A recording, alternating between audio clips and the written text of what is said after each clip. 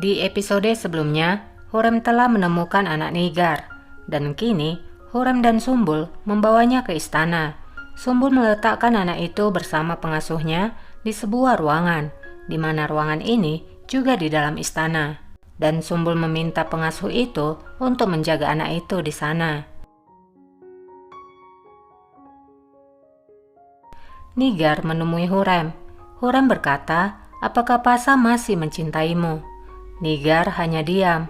Hurem berkata lagi, "Ketika aku menemukanmu, kamu dalam keadaan depresi, kamu dalam keadaan kelaparan dan lemah, dan anakmu juga telah diambil darimu." Nigar bertanya, mengapa Hurem mengingatkannya lagi tentang hal itu? Apakah Hurem ingin mencoba menyakitinya lagi? Kalau begitu, kamu berbicara dengan sia-sia, karena aku tidak lagi memiliki kehidupan. Hurem berkata, "Jadi kamu ingin memulai hidup baru?" Nigar tidak mengerti apa maksud Hurem. Namun Hurem tidak mengatakan bahwa ia telah memiliki anak Nigar. Sebaliknya, Hurem berkata, "Menikahlah dengan Rustem dan cobalah punya anak darinya lagi." Nigar menjawab, "Jadi kamu memanggilku untuk mengatakan ini agar kamu merasa baikan?" Hurem berkata, "Aku tahu kamu tertarik pada Rustem. Sebaliknya, ini bukanlah hukuman melainkan hadiah. Rustem akan memiliki masa depan yang cerah. Ketika kamu menikahi Rustem, maka kamu akan semakin kuat dan semakin dekat dengan lawanmu. Aku hanya ingin tahu siapa yang membuat keputusan ini." Nigar pun akhirnya jujur dan berkata bahwa ialah yang menginginkannya. "Aku memberitahukan Pasa untuk menikahkan aku dengan Rustem, karena ia telah berutang padaku. Dia diam dan meninggalkanku tanpa jawaban. Aku kira dia cemburu. Aku kira dia tidak akan setuju dengan pernikahan ini. Tapi aku salah. Jangan mengandalkan pernikahan ini. Setelah menikah, kamu hanya berkata, 'Aku menceraikanmu sebanyak 3 kali, dan itu akan berakhir,' kata Hurem." Hurem juga menemui Ibrahim. Ia berkata, "Apakah Ibrahim ingat ketika Nigar melahirkan? Kamu memiliki anak perempuan." Dan mereka bilang dia berhasil dilahirkan, tapi kemudian meninggal, dan kamu memilih mempercayainya. Ibrahim pun berkata, "Apapun yang dikatakan orang-orang, aku tidak akan mempercayainya, karena aku tahu Hatice tidak akan membunuh seorang bayi." Hurem berkata, "Itu memang benar, dan aku juga mempercayainya. Dia tidak mungkin sejahat itu, tapi ada 2 pilihan. Mengatakan mati saat dilahirkan, atau anak itu tetap bernafas di suatu tempat." Setelah mengatakan itu, Hurem pun meninggalkan Ibrahim. Ia ingin membuat Ibrahim berpikir.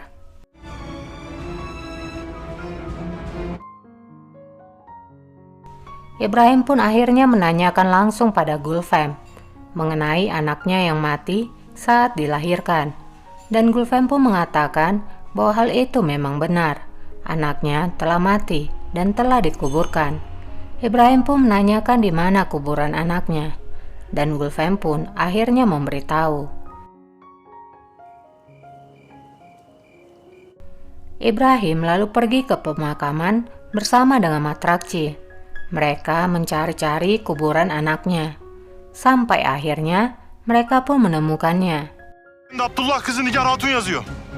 Ibrahim berkata untuk mulai menggali. Penggalian pun dilakukan. Ternyata isi dari makam itu kosong.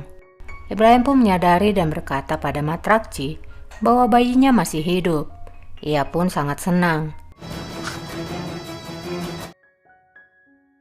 Kembali ke istana, Hurem berbicara pada Apipe. Hurem berkata bahwa ia berhutang hidup kepada Apipe. "Jika kamu tidak datang malam itu, maka hatiku pasti sudah mati." Hurem yang memang pada dasarnya sangat menghargai orang-orang yang berjasa pada dirinya, maka ia pun memberikan sebuah bros kepada Apipe. Namun Apipe berusaha menolak dengan beralasan bahwa itu sudah menjadi tugasnya. Namun Hurem berdiri dan langsung menyerahkan ke tangan Apipe. Hurem berkata, "Ini hanyalah hadiah kecil." Apipe pun berterima kasih. Seorang penjaga memberitahukan Hurrem bahwa Ibrahim ingin bertemu dengannya. Hurrem pun segera datang menemui Ibrahim. Hurrem berkata, "Aku tidak menyangka kamu akan datang secepat ini." Ibrahim berkata, "Di mana putriku? Aku tahu dia hidup." Hurrem menjawab, "Tidak ada keraguan, dia memang masih hidup. Dia sangat cantik. Aku yakin kamu pasti sangat mencintainya. Dia mirip seperti ibunya." Ibrahim bertanya, "Di mana anakku?" Hurrem menjawab, "Di suatu tempat dan hanya aku yang tahu. Jangan khawatir, dia akan terlihat suatu hari." Ibrahim meminta agar anaknya diberikan padanya. Hurrem berkata, "Tentu saja, aku akan memberikannya padamu." Ibrahim mengerti dan menanyakan apa yang Hurrem inginkan sebagai balasan. Hurrem pun berkata bahwa ia ingin Firuzeh agar meninggalkan istana ini. "Jika kamu berhasil mengirimnya, maka aku akan memberikan anakmu." Ibrahim berkata, "Ia adalah anak kecil. Bagaimana bisa kamu memanfaatkannya untuk ini?" Hurrem berkata, "Hatice menggunakan wanita ini untuk melawanku, dan kamulah yang menjaganya. Kamu adalah suami istri. Daripada memikirkan masalah istana, lebih baik kamu memikirkan masalahmu sendiri." Ben ne diyorsam o. Firuze gidecek. Hurrem pun memaksa dan membentak Ibrahim, "Lakukan seperti yang aku katakan. Firuzeh harus pergi, dan kamu adalah orang yang akan melakukannya." Hurrem pun meninggalkan Ibrahim, dan Ibrahim hanya terdiam.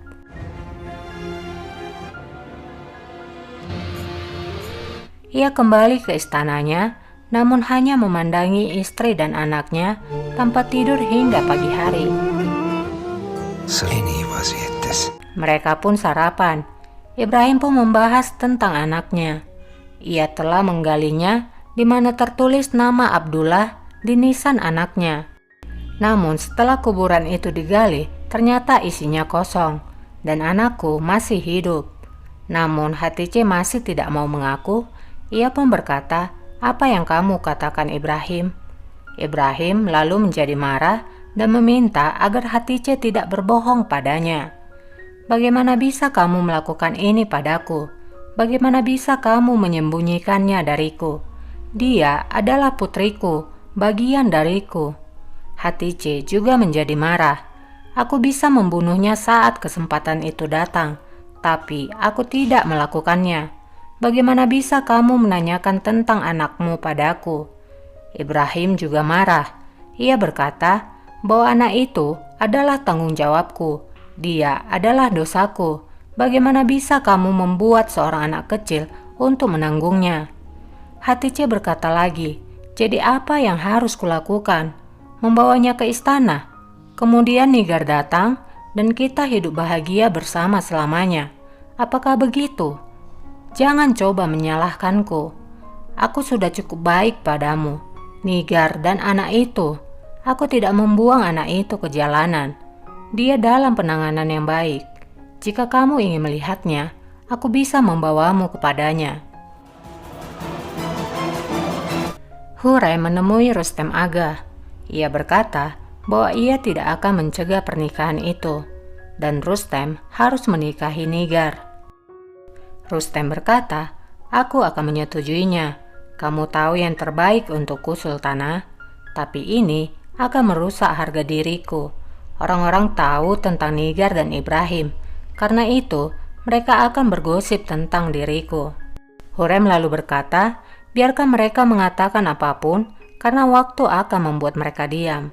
Aku juga memberitahukan bahwa putri Nigar masih hidup kepada Ibrahim, agar ia membawa Firuzeh pergi dari istana dan bisa mendapatkan anaknya. Dia akan menurutiku, tapi ia tetap akan mencari. Namun, ia tidak akan menemukan anak itu karena aku meletakkan anak itu di harem."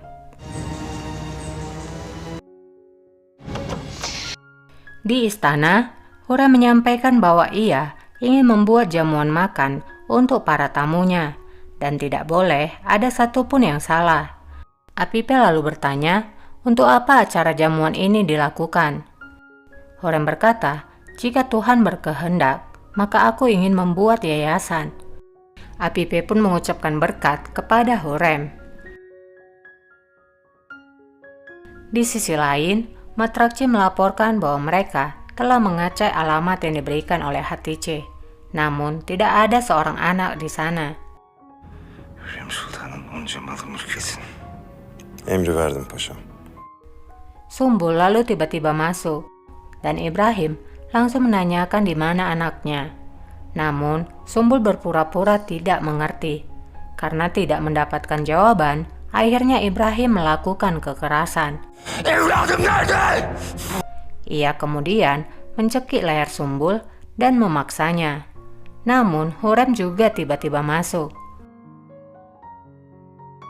Sultan haremede. Hurrem langsung menyuruh Sumbul untuk kembali. Aku punya usul untukmu. Jika kamu punya jawaban, maka kamu bisa mengatakannya padaku. Setelah mengatakan itu, Hurrem pun lalu pergi. Malam pun tiba. Nigar yang sedang membaca melihat anak kecil yang keluar. Nigar menghampiri dan bertanya siapa anak itu dan apa yang membawanya keluar. Anak itu pun meminta air. Nigar pun segera mengambil minuman. Dan Sumbul juga melihat anak itu dan langsung menghampirinya. Nigar pun bertanya siapa anak ini. Ia tak menyadari bahwa anak itu adalah anaknya sendiri. Sumbul lalu berkata bahwa anak itu adalah anak dari Ahmed Effendi, guru dari para selir. Istrinya sedang sakit, jadi tidak bisa menjaga anaknya dan akhirnya membawanya kemari. Aku sudah berkata agar anaknya tidak berada di sini, tapi dia memaksaku, jadi aku harus menjaganya. Sumbul pun berpesan agar Nigar jangan memberitahukannya pada siapapun. Sumbul berkata, Apipe Hatun tidak mengetahuinya. Jika ia tahu, maka aku akan terkena pukulan di kaki. Garibim. Sumbul pun ingin membawa anak itu pergi. Nigar lalu menanyakan siapa nama anak itu. Sumbul lalu menjawab, Kader. Kader. Nigar pun mengucapkan selamat malam kepada Kader. Hayırlı geceler Kader. Sen de uyu.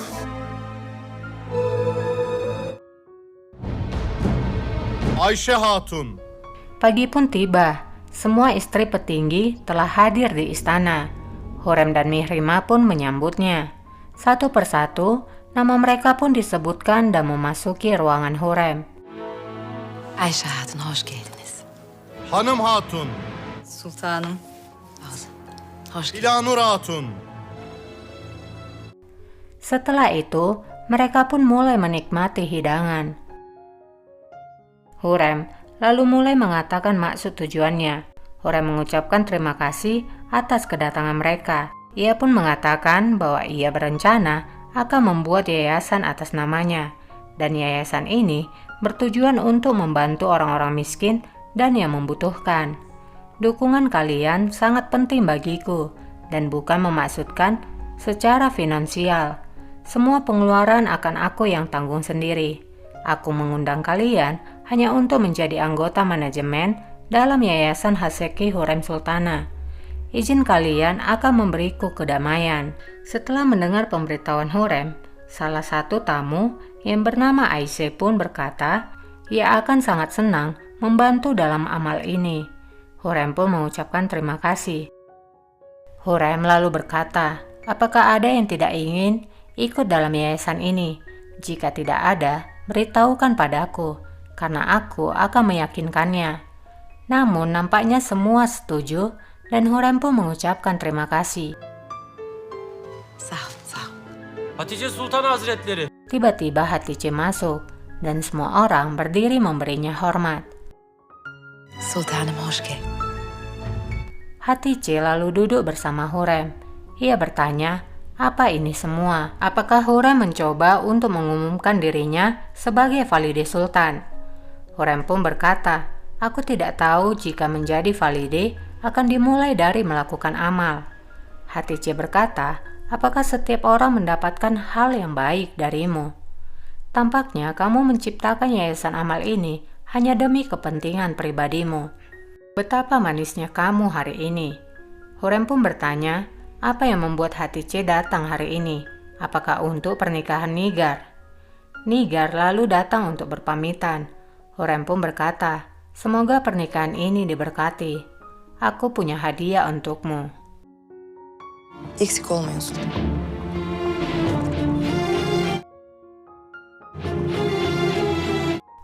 Malam pun tiba. Rustem dan Nigar telah resmi menjadi suami istri. Nigar Hatun Nurettin, Rüstem Ağa'nın vekili olarak kabul etsin. Rustem berkata, kamu telah mendapatkan apa yang kamu mau. Lalu apa sekarang?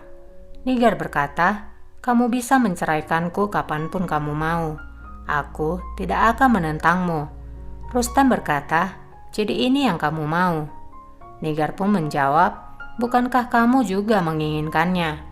Tapi jika kamu tidak ingin bercerai, aku bisa membuatmu bahagia. Rustem pun bertanya, bagaimana Nigar akan membuatnya bahagia? Nigar pun mendekat dan mencium Rustem. Namun, Rustem tidak merespon. Sebaliknya, ia langsung berdiri dan berkata, kau bisa tinggal di sini, lalu kemudian meninggalkan Nigar di sana.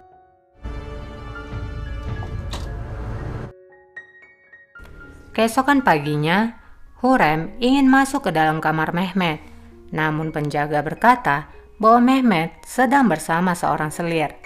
Namun, Hurrem tetap masuk. Setelah Hurrem masuk, wanita yang berada di dalam kamar pun keluar.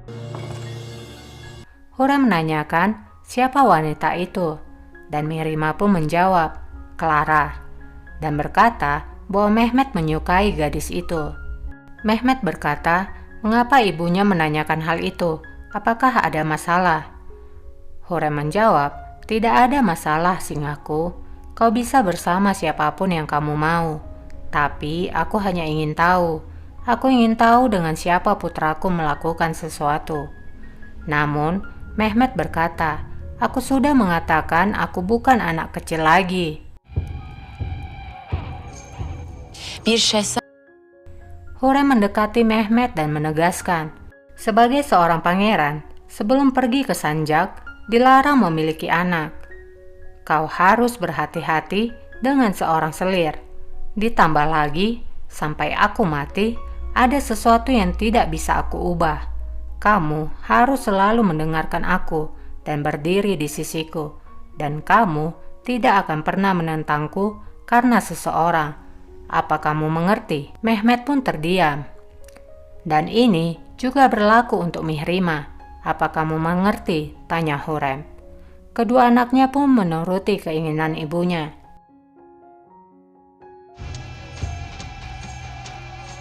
Jadi maksud Hurrem di sini, ia mengingatkan Mehmet agar tidak bermain-main dengan seorang selir.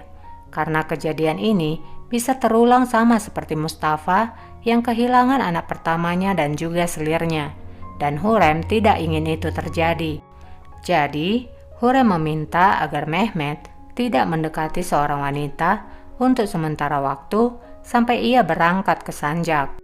Perbedaan antara didikan Mahidevran dan Hurrem terlihat jelas, di mana Hurrem mendidik anaknya dengan sikap tegas seperti seorang pemimpin, sementara Mahidevran mendidik anaknya dengan air mata dan kesedihan.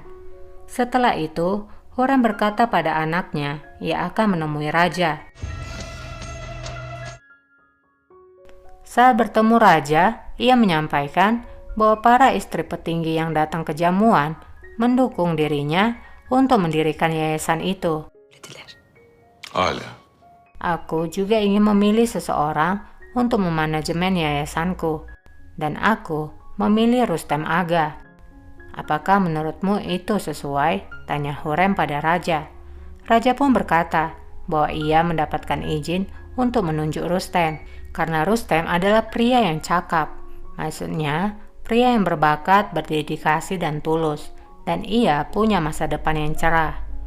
Hurrem berkata lagi bahwa Ibrahim telah menjodohkannya dengan Nigar, di mana itu untuk menyingkirkan Rustem darimu. Seperti yang kamu tahu, Ibrahim selalu melakukannya untuk seseorang yang ingin dekat denganmu. Kita tahu apa yang terjadi pada Iskandar Celebi. Jika ia mempunyai kekuatan penuh, ia pasti sudah menyingkirkan aku juga. Karena raja diam saja, Hurrem terus berusaha mengutarakan semuanya. Sampai-sampai ia juga menyinggung kembali tentang Ibrahim yang mengkhianati Hatice.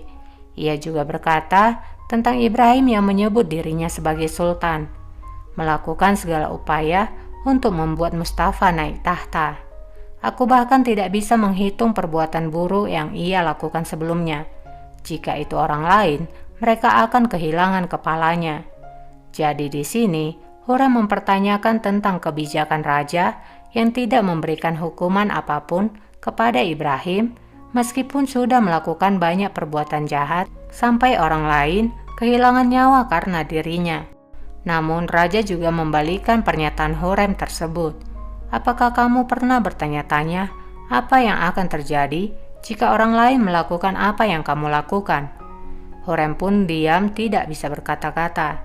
Raja juga sebenarnya tahu apa yang Hurrem lakukan, tapi raja juga menutup matanya. Oke, kita beralih sebentar dulu ya. Lihat Mbak Mahidevran. Mana tahu ada yang rindu dengan wajah cantik Mbak Mahidevran. Nah, ini dia. Rupanya sekarang Mbak Mahidevran sudah menjadi nenek. Selamat ya Mbak Mahi. Lalu bagaimana dengan ratu penyihir kita? Oh, ini dia. Dia selamat juga, gengs. Dan bahagia karena akhirnya ia kini menjadi ibu. Karena ini adalah berita sukacita, Mbak Mahi pun mengirimkan berita ini kepada istana agar berbagi kebahagiaan. Udah ya, segitu aja dulu tentang Mbak Mahi. Kita beralih ke istana. Hurrem menemui Ibrahim dan menanyakan kelanjutannya apakah Ibrahim menerima kesepakatan itu. Dan Ibrahim pun akhirnya menyetujuinya, di mana kesepakatan itu seperti barter. Ibrahim mengirimkan Firuze dan tidak mengembalikannya, sementara Hurrem akan mengembalikan anaknya. Berita sukacita itu pun akhirnya sampai ke telinga raja. Raja pun memerintahkan agar menyiapkan keretanya karena mereka akan berangkat esok hari untuk melihat cucunya ke Manisa.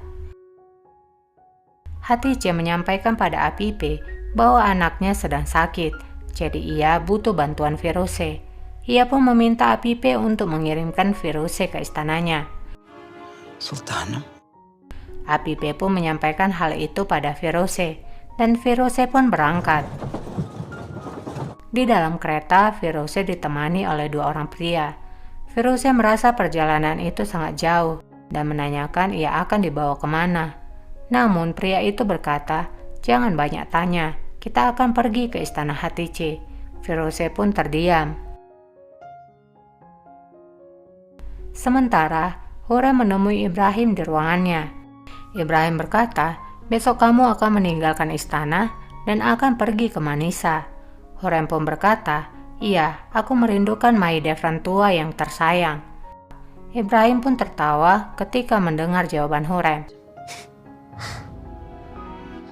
Padahal masih Hurrem ke sana karena lahiran bayi si Mustafa. Ibrahim berkata ketika waktunya tiba, Pangeran Mehmet juga akan dikirim ke Sanjak. Dia juga sudah cukup dewasa. Kemudian kamu juga akan pergi dengannya. Hurrem berkata, kita tidak bisa memastikan apa yang membawa kita esok hari di dunia fana ini. Mungkin kamu tidak akan pernah melihat hari itu. Jadi maksud Hurrem di sini bahwa ia mengatai Ibrahim akan mati. Malas berdebat, Ibrahim pun membahas tentang kesepakatan mereka. Ibrahim berkata, aku sudah melakukan apa yang kamu mau. Kapal telah menunggu di pelabuhan dan akan membawa Firuze pergi menjauh dari istana. Di waktu yang sama, Firuze memang telah dibawa ke dalam kapal. Di dalam kapal itu, ia berteriak mengatakan bahwa dirinya adalah wanita favorit raja. Kamu akan membayar untuk ini. Dia akan memenggal kepalamu, kata Firuze berteriak. Süleyman'ın gözdesiyim. Bu yaptığınız Saat ia berbalik, ia pun melihat Sumbul di dalam. Firuze Hatun. Sumbul berkata, selamat datang pembawa kebahagiaan dan kedamaian. Sümbüla? Kembali ke Hurrem lagi. Ibrahim berkata bahwa raja tidak akan menyadari akan hal ini. Kalau tidak, ia tidak akan mengizinkannya. Hurrem berkata, tapi ia akan mencari tahu setelah kembali dari Manisa. Ibrahim berkata, kamu bisa beralasan bahwa kamu memberitahukan padaku kalau kamu memecatnya, jadi aku mengeluarkannya. Itulah yang akan kamu katakan pada raja. Hurrem berkata, aku mengagumi pikiranmu. Namun menurutku, tidak ada lagi yang bisa menghasilkan hal yang baik. Ibrahim menanyakan, sekarang giliranmu, di mana putriku? Evladım nerede? Kita beralih ke istana Hatice, di mana kita melihat bahwa Hatice sedang bermain bersama anaknya. Namun kemudian, ia melihat anak Ibrahim tiba di sana. Apa yang sebenarnya dipikirkan oleh Hurrem dengan mengirimkan anak Ibrahim ke istana Hatice? Sayangnya episodenya bersambung guys. Buat yang suka dengan kelanjutannya, boleh dong di subscribe dulu supaya setiap kali aku upload video terbaru, kalian dapat notifikasinya.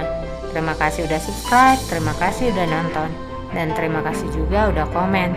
Itu sangat berarti bagiku. Sampai jumpa, bye.